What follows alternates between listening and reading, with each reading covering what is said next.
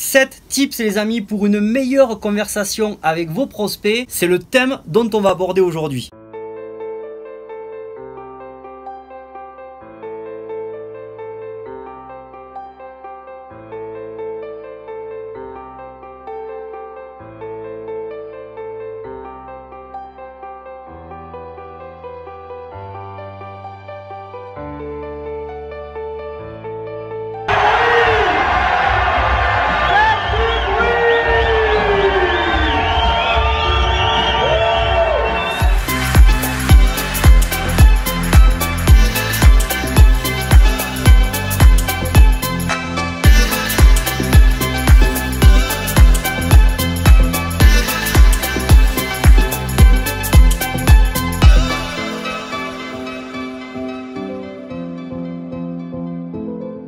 Alors aujourd'hui, je veux vraiment partager 7 conseils qui vous aideront lorsque vous parlerez à vos clients potentiels ou vos prospects potentiels afin que vous puissiez avoir avec eux une bonne conversation. Alors je veux que vous soyez vraiment à l'aise et vous établissiez une relation instantanée avec vos prospects afin que vous puissiez faire plus de ventes et donc forcément faire plus de représentants. Vous devez réaliser que le marketing de réseau ou le MLM, c'est une affaire de personnes. Cela a toujours été et ça sera toujours. Les gens ne rejoignent pas des entreprises, ils rejoignent d'autres personnes qu'ils aiment ou à qui ils font vraiment confiance. C'est pourquoi en fait il est vraiment important de travailler constamment sur vos compétences, votre mentalité et votre attitude. Parce que vous voulez devenir quelqu'un que vous valez. J'ai découvert vraiment que les gens qui réussissent le mieux dans notre industrie ne sont pas les meilleurs parleurs, mais ce sont les meilleurs auditeurs. Ils sont considérés comme des consultants, pas des distributeurs. Ils posent des questions, diagnostiquent un problème et bien sûr proposent une solution. Alors bien sûr mes amis, en suivant mes 7 conseils pour avoir une bonne conversation avec vos prospects, vous devriez vraiment être en mesure d'obtenir de meilleurs résultats en parlant donc à vos prospects. Alors bien sûr, ces conseils sont répertoriés dans aucun ordre particulier. Conseil numéro 1. Montrez un intérêt sincère pour les autres. Il est important de ne pas avoir l'air arrogant ou irritant. Alors qu'il est possible pour vous de vous aimer, il est très probable que vos prospects s'aiment plus qu'ils ne vous aiment. Une des meilleures choses que vous pouvez faire quand vous parlez à quelqu'un, c'est de montrer un intérêt vraiment réel pour cette personne.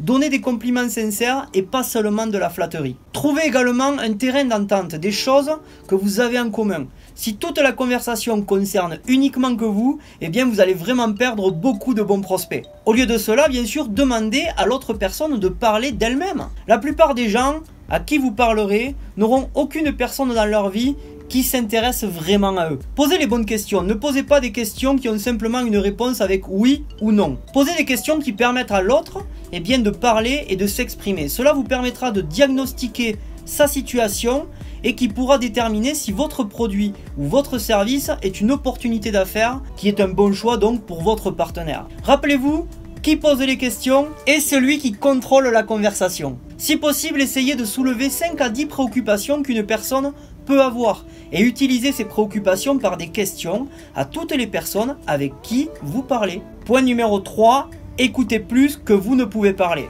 Alors vous avez 2 oreilles et une bouche, c'est pour une raison. Utilisez-les dans cette proportion. Quand vous parlez à vos prospects, assurez-vous d'écouter vraiment ce qu'ils disent, plutôt que de penser à ce qu'ils vont dire ensuite. Ne pas oublier également qu'un bon auditeur est le bienvenu partout où vous allez. Point numéro 4, faites du contenu d'enthousiasme. L'enthousiasme en fait c'est génial et c'est même important.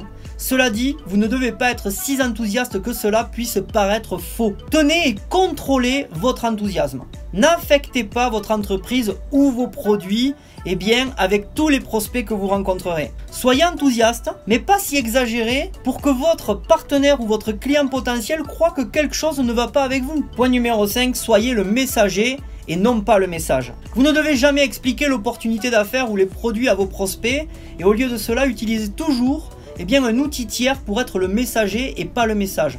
Votre travail consiste à commercialiser le grésillement et laisser celui-ci distribuer ce que j'appelle le steak. Je m'explique. Quoi que vous fassiez, vos prospects penseront que c'est ce qu'ils devront faire pour développer une entreprise prospère. Même si vous pouvez donner une présentation parfaite, ne la faites pas tant que vous n'avez pas la confiance totale de votre prospect. Point numéro 6. Vérifiez votre langage corporel. Nous communiquons par le langage corporel plus que par les mots. façonnez le langage corporel de votre prospect autant que possible. Cela aidera à les rassurer et assurez-vous également que vos expressions faciales correspondent à la conversation. Gardez un bon contact visuel tout au long de la conversation. Point numéro 7. Soyez ponctuel. Vous ne voulez pas que votre prospect pense que vous avez tout le temps du monde.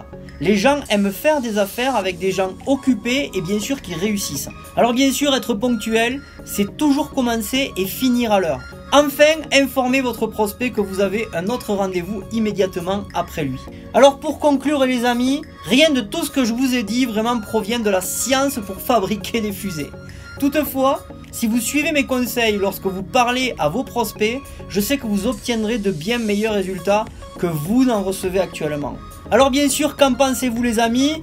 C'est à votre tour de jouer. Si vous avez bien sûr aimé cette vidéo, n'hésitez pas à la partager sur tous les réseaux sociaux avec des personnes qui aimeraient savoir comment bien avoir une conversation avec leurs prospects. N'hésitez pas également de mettre un commentaire pour me dire ce que vous en pensez.